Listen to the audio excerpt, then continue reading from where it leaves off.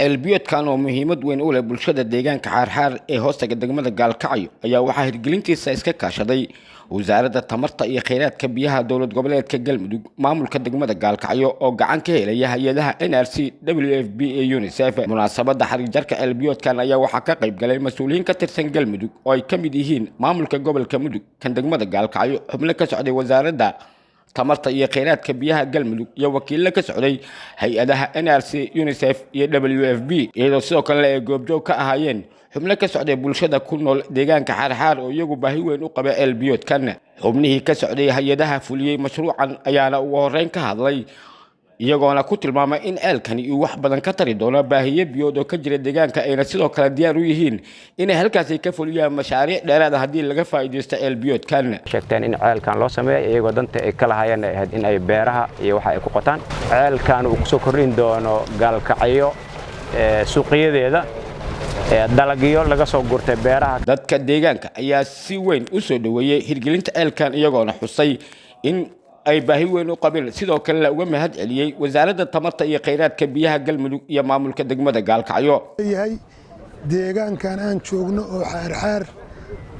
oo biyihiisu aad ay u dhib badnaayeen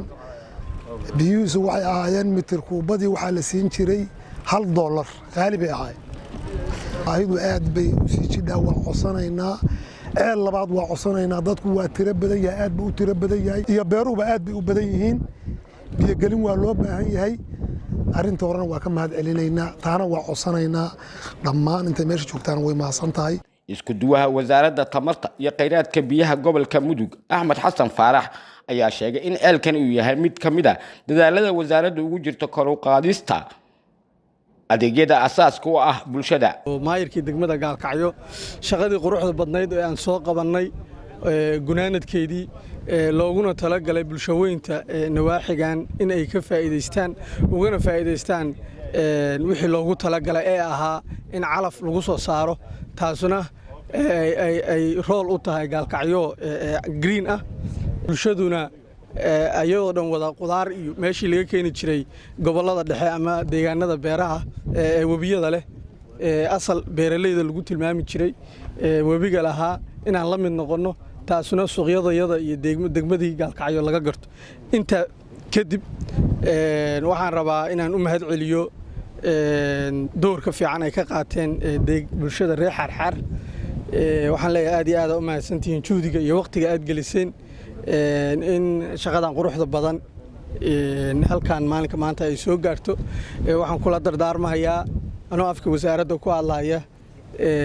guddiga u sheegay maayarka loo sameeyay iyo degmada xaarxaarba waxa looga faa'iideysan karaa ceelkan isu duubni isu tanaasul iyo in la ilaashado hantida halka la geliyay oo dadaal ku bixinaynaa waxa halkan ku dhiman inaan keeno doomiye ku-xigeenka degmada Gaalkacyo injineer Maxamed Cabdi Cilmi ayaa isna ka hadlay ahmiyadda degmada Gaalkacyo oo u leeyahay albiyoodkan iyo baahiyaha xilligan ku soo beegmay sidii loo xarig jaray uu noogu xarig jaran yahay waxaan rajaynayaa inaanu si dhab ah looga faa'iideysan doono meelo kalena sidoo kale in haddii alla idmo sidaanoo kale loogu hirgelin doono haddii ilaahay yiraahdo maamulka iyo hay'adaha iskaashanaya in dadku ay ka sii faa'iideystaan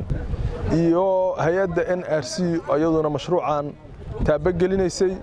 waa mahadsantihiin annaga ka maamul ahaan degmo ahaanna waxaan rabnaa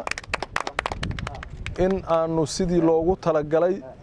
ugu kormeer gudoomiye ku-xigeenka gobolka Mudug ee dhanka mashaariicda iyo samafalka Dr. Badal Liibaan Maxamed ayaa wasaaradda iyo hay'adaha fuliya isna u mahad celiyay